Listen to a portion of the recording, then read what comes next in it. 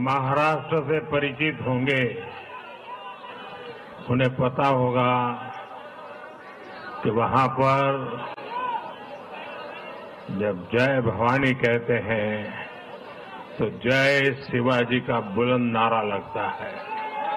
जय भवानी, जय भवानी, जय भवानी, जय भवानी। आज हम यहां पर एक और ऐतिहासिक महाविजय का उत्सव मनाने के लिए इकट्ठे हुए हैं। आज महाराष्ट्र में विकासवाद की जीत हुई है। महाराष्ट्र में सुशासन की जीत हुई है। महाराष्ट्र में सच्चे सामाजिक न्याय की विजय हुई है। और साथियों, आज महाराष्ट्र में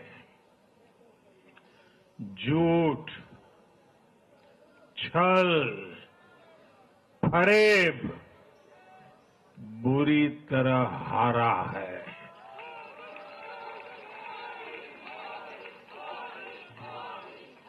विभाजनकारी ताकतें हारी है।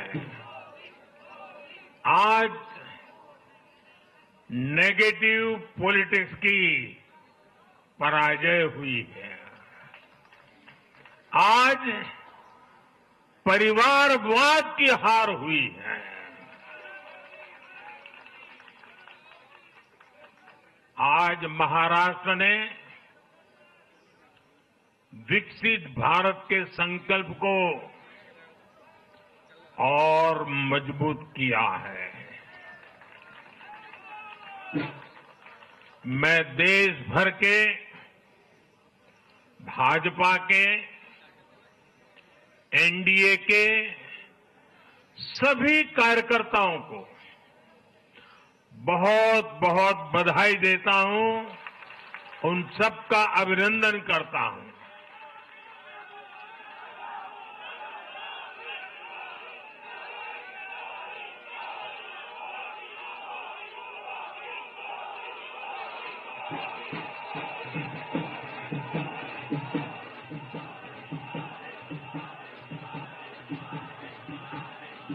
मैं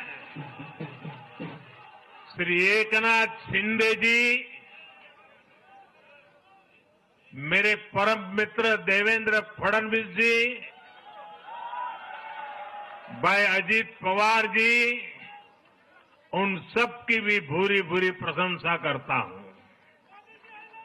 साथियों, आज देश के अनेक राज्यों में उपचुनावों के भी नतीजे आए हैं। नड्डा जी ने विस्तार से बताया है, इसलिए मैं विस्तार में नहीं जा रहा हूं। लोकसभा की भी हमारी एक सीट और बढ़ गई है।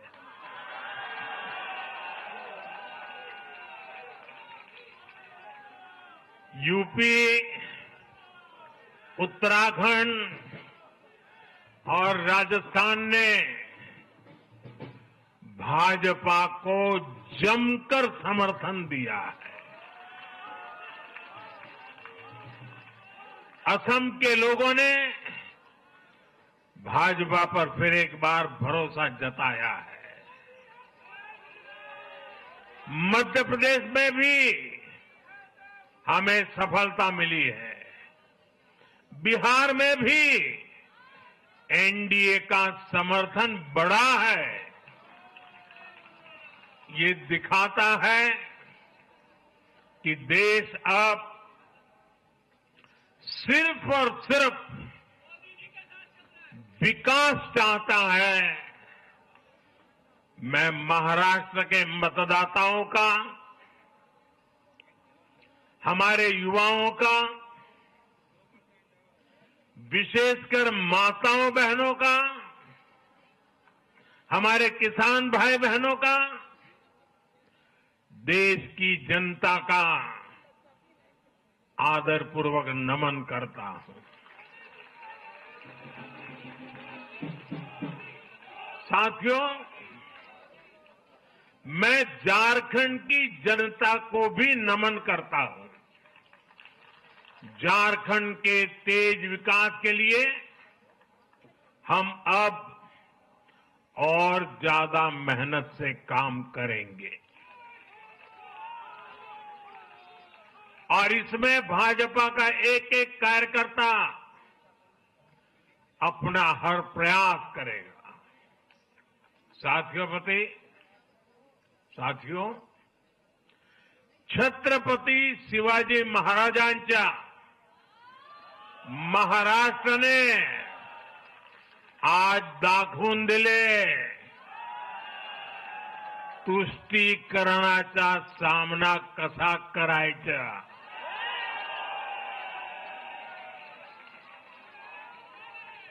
छत्रपती शिवाजी महाराज, शाहूजी महाराज, महात्मा फुले, सावित्रीबाई फुले, बाबा साहब आंबेडकर, वीर सावरकर, बाला साहब ठाकरे, ऐसे महान व्यक्तित्वों की धरती ने इस बार पुराने सारे रिकॉर्ड तोड़ दिए।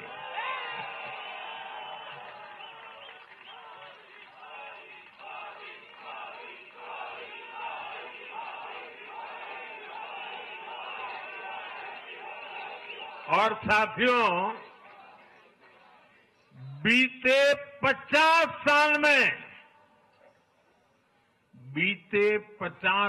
में किसी भी पार्टी या किसी भी प्री पोल अलायंस के लिए ये सबसे बड़ी जीत है 50 साल के बाद।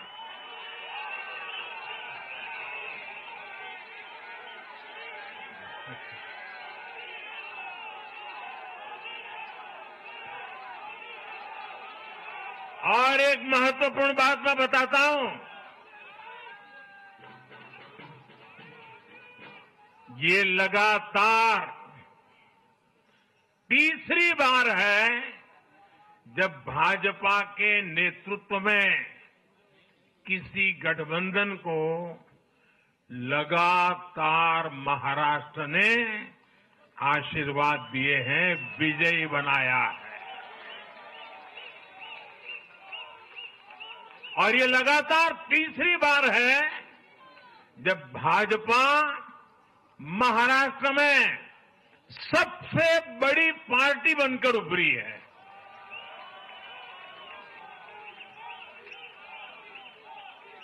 साथियों, ये निश्चित रूप से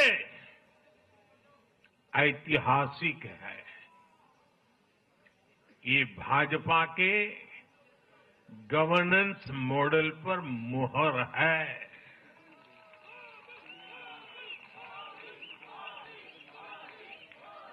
अकेले भाजपा को ही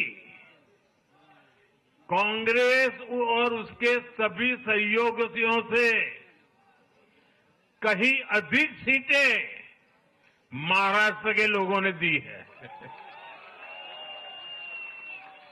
ये दिखाता है कि जब सुशासन की बात आती है तो देश सिर्फ और सिर्फ भाजपा पर और एनडीए पर भरोसा करता है।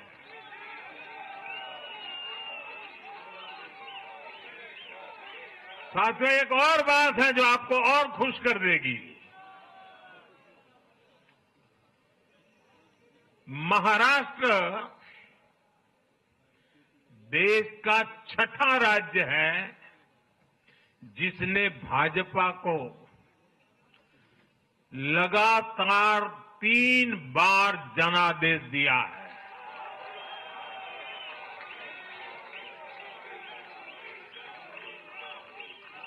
इससे पहले गोवा, गुजरात, छत्तीसगढ़, हरियाणा और मध्य प्रदेश में हम लगातार 3 बार जीत चुके हैं और बिहार में भी एनडीए को 3 बार से ज्यादा बार लगातार जनादेश मिला है और 60 साल के बाद आपने मुझे तीसरी बार मौका दिया, ये तो है ही है।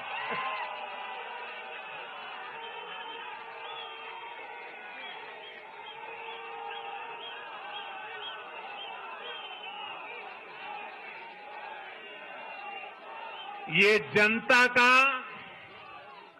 हमारे सुशासन के मॉडल पर विश्वास है और इस विश्वास को बनाए रखने में हम कोई कोर कसर बाकी नहीं रखेंगे। साथियों, मैं आज महाराष्ट्र की जनता जनार्दन का विशेष अभिनंदन करना चाहता हूं। लगातार तीसरी बार स्थिरता को चुनना ये महाराष्ट्र के लोगों की सूझबूझ को दिखाता है।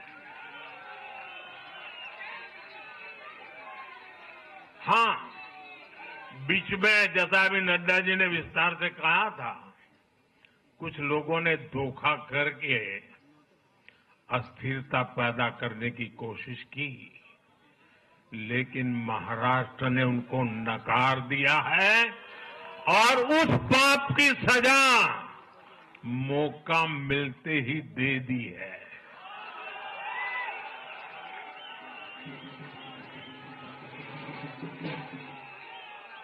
साथियों, महाराष्ट्र इस देश के लिए एक तरह से बहुत महत्वपूर्ण ग्रोथ इंजन है।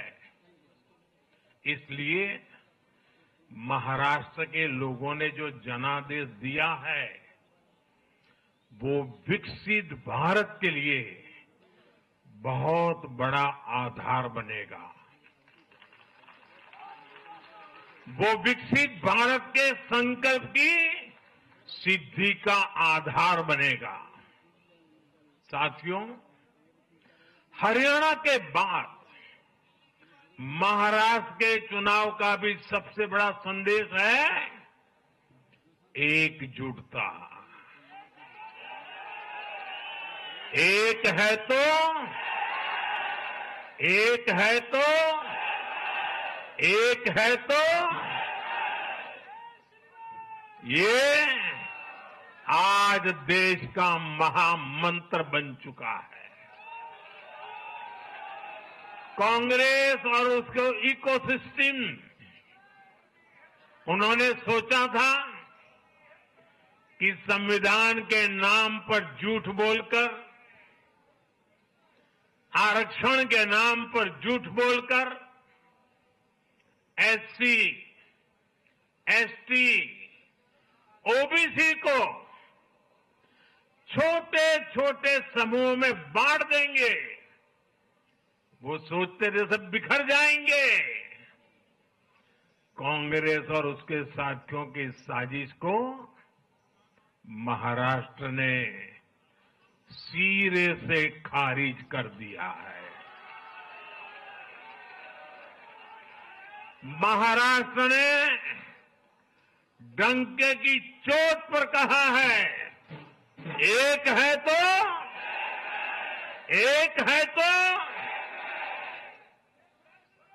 एक है तो सेब है के भाव ने जाति, धर्म, भाषा और क्षेत्र के नाम पर लड़ाने वालों को सबक सिखाया है, सजा की है।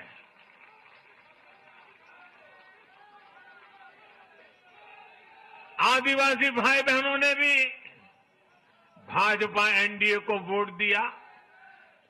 ओबीसी भाई बहनों ने भी भाजपा एनडीए को वोट दिया।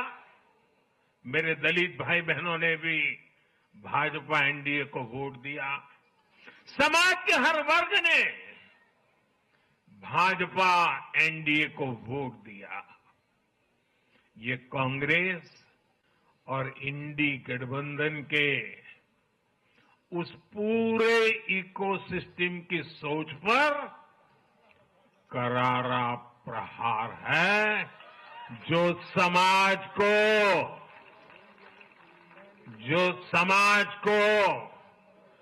बांटने का एजेंडा चला रहे थे। साथियों, महाराष्ट्र ने एनडीए को इसलिए भी प्रचंड जनादेश दिया है क्योंकि हम विकास और विरासत दोनों को साथ लेकर चलते हैं। महाराष्ट्र की धरती पर इतनी विभूतियां जन्मी है। बीजेपी और मेरे लिए छत्रपति शिवाजी महाराज आराध्य पुरुष है।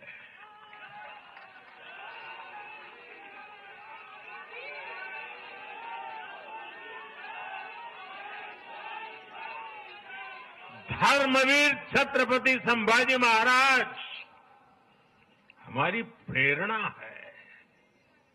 हमने हमेशा बाबा साहब आंबेडकर, महात्मा फूले, सावित्रीबाई फूले, इनके सामाजिक न्याय के विचार को माना है। यही हमारे आचार में है, यही हमारे व्यवहार में है। साथियों, लोगों ने मराठी भाषा के प्रति भी हमारा प्रेम देखा है। कांग्रेस को वर्षों तक मराठी भाषा की सेवा का मौका मिला, लेकिन इन लोगों ने इसके लिए कुछ नहीं किया। हमारी सरकार ने मराठी को क्लासिकल लैंग्वेज का दर्जा दिया। मातृभाषा का सम्मान, संस्कृतियों का सम्मान और इतिहास का सम्मान हमारे संस्कार में है, हमारे स्वभाव में है।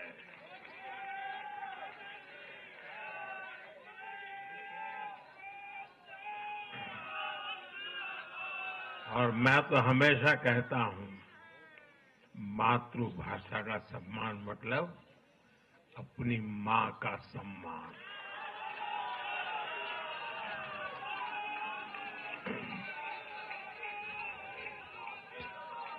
और इसलिए मैंने विकसित भारत के निर्माण के लिए लाल किले की प्राचीर से पंच प्राणों की बात की। हमने इसमें विरासत पर गर्व को भी शामिल किया। जब भारत विकास भी और विरासत भी इसका संकल्प लेता है तो पूरी दुनिया इसे देखती है। आज विश्व हमारी संस्कृति का सम्मान करता है। क्यों? क्योंकि हम इसका सम्मान करते हैं। अब अगले 5 साल में महाराष्ट्र विकास भी विरासत भी के इसी मंत्र के साथ तेज गति से आगे बढ़ेगा। साथियों, इंडी वाले देश के बदले मिजाज को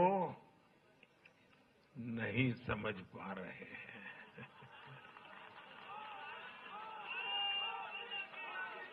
ये लोग सच्चाई को स्वीकार करना ही नहीं चाहते। ये लोग आज भी भारत के सामान्य वोटर के विवेक को कम करके आंकते हैं। देश का वोटर, देश का मतदाता अस्थिरता नहीं चाहता। देश का वोटर नेशन फर्स्ट की भावना के साथ है। जो कुर्सी फर्स्ट का सपना देखते हैं, उन्हें देश का वोटर पसंद नहीं करता। साथियों, देश के हर राज्य का वोटर दूसरे राज्यों की सरकारों का आकलन भी करता है। वो देखता है कि जो एक राज्य में बड़े बड़े प्रॉमिस करते हैं, उनकी परफॉर्मेंस दूसरे राज्य में कैसी है। महाराष्ट्र की जनता ने भी देखा कि कर्नाटका, तेलंगाना और हिमाचल में कांग्रेस सरकारें कैसे जनता से विश्वासघात कर रही है। ये आपको पंजाब में भी देखने को मिलेगा।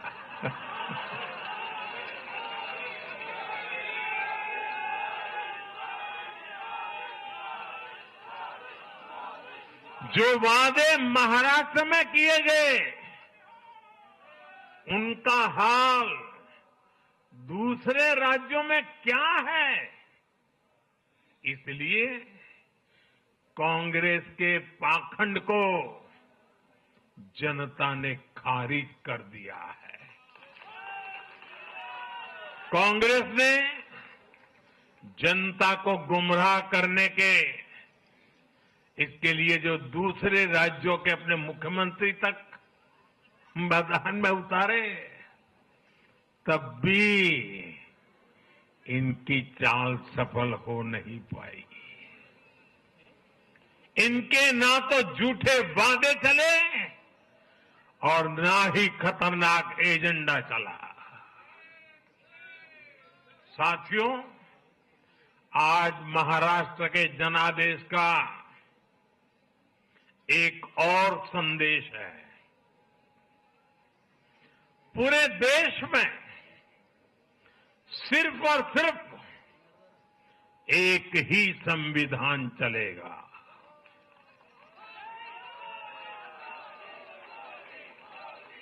वो संविधान है बाबा साहब आम्बेडकर का संविधान, भारत का संविधान। जो भी सामने या पर्दे के पीछे देश में दो संविधान की बात करेगा, उसको देश पूरी तरह से नकार देगा। कांग्रेस और उसके साथियों ने जम्मू कश्मीर में फिर से आर्टिकल 370 की दीवार बनाने का प्रयास किया।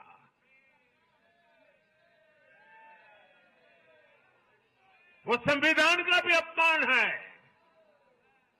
महाराष्ट्र ने उनको साफ साफ बता दिया कि ये नहीं चलेगा।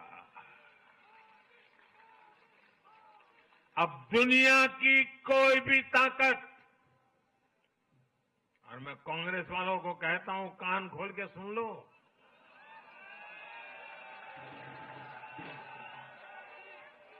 उनके साथियों को भी कहता हूं, अब दुनिया की कोई भी ताकत 370 को वापस नहीं ला सकती।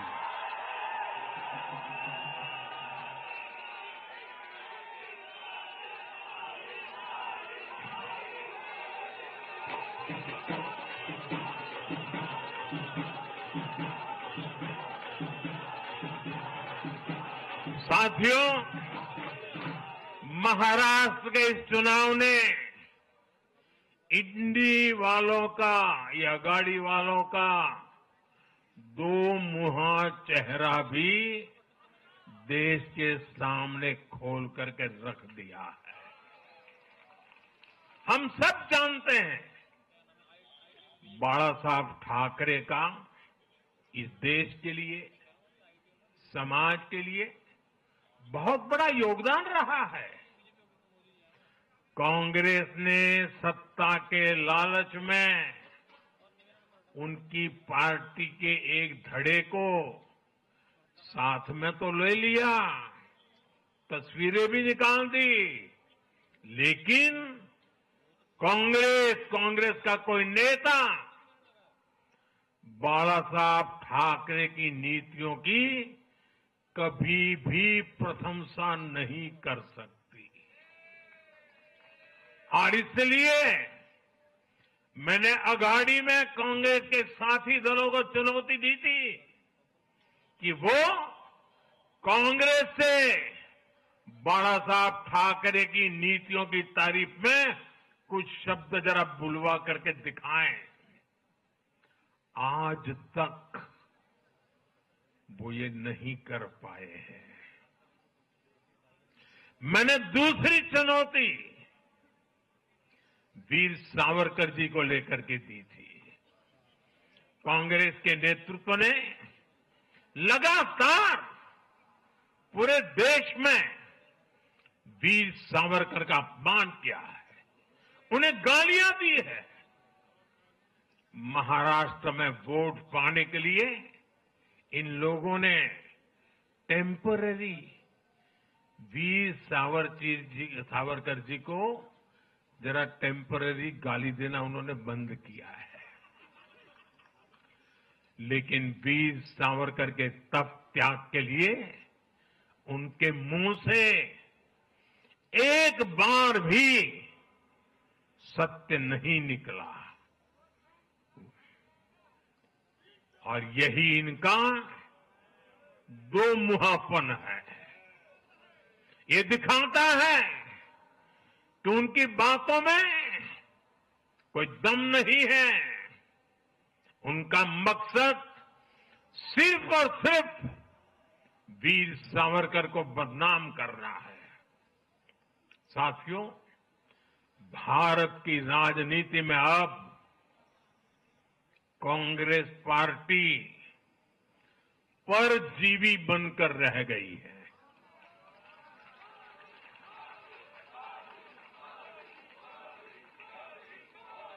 कांग्रेस पार्टी के लिए अब अपने दम पर सरकार बनाना लगातार मुश्किल हो रहा है।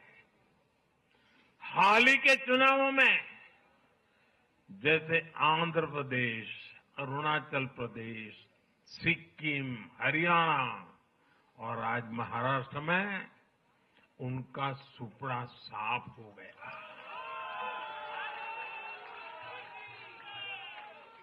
कांग्रेस की घिसी पीटी विभाजनकारी राजनीति फेल हो रही है, लेकिन फिर भी कांग्रेस का अहंकार देखिए, उसका अहंकार 7वें आसमान पर है। सच्चाई ये है कि कांग्रेस अब एक परजीवी पार्टी बन चुकी है। कांग्रेस सिर्फ अपनी ही नहीं बल्कि अपने साथियों की नाव को भी डुबो देती है। आज महाराष्ट्र में भी हमने यही देखा है। महाराष्ट्र में कांग्रेस और उसके गठबंधन ने महाराष्ट्र की हर 5 में से 4 सीट हार गई। अघाड़ी के हर घटक का स्ट्राइक रेट 20% से भी नीचे है। ये दिखाता है कि कांग्रेस खुद भी डूबती है और दूसरों को भी डुबोती है। महाराष्ट्र में सबसे ज्यादा सीटों पर कांग्रेस चुनाव लड़ी, उतनी ही बड़ी हार इनके सहयोग वालों को भी मिली। वो तो अच्छा है कि यूपी जैसे राज्यों में कांग्रेस के सहयोगियों ने उससे जान छुड़ा ली, वरना वहां भी कांग्रेस के सहयोगियों को लेने के देने पड़ जाते। साथियों, सत्ता भूख में कांग्रेस के परिवार ने संविधान की पंथ निरपेक्षता की भावना को चूर चूर कर दिया है। हमारे संविधान निर्माताओं ने उस समय 47 में विभाजन की विभीषिका के बीच भी हिंदू संस्कार और परंपरा को जीते हुए पंथ निरपेक्षता की राह को चुना था। तब देश के महापुरुषों ने संविधान सभा में जो डिबेट की थी, उसमें भी इसके बारे में बहुत विस्तार से चर्चा हुई थी। लेकिन कांग्रेस के इस परिवार ने झूठे सेक्युलरिज्म के नाम पर उस महान परंपरा को तबाह करके रख दिया है।